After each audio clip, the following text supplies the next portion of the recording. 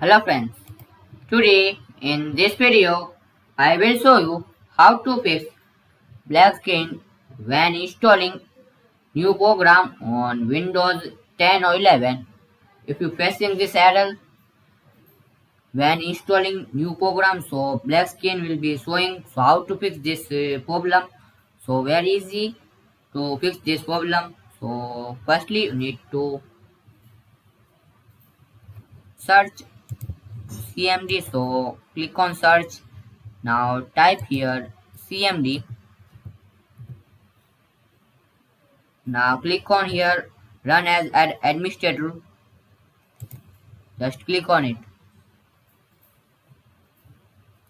Now here need to type this command line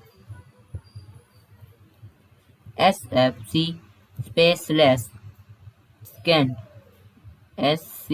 scan now now. So just type this command line and press enter in your keyboard. So this process will be take some minutes. So wait, this process will be complete. And if you facing this error, so firstly restart your PC and then after restart you try this method.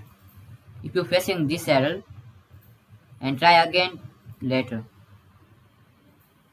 You see this, and after this process will be complete, so type this second command. If you comment, so I will give in decision box. So comment me. You see this second command. If this both command process will be complete, so close it and restart your PC or laptop. And after restart, you can easily resolve this problem. So this way you can easily fix this black screen when installing new program in on Windows 10 or 11. So thanks for watching this video.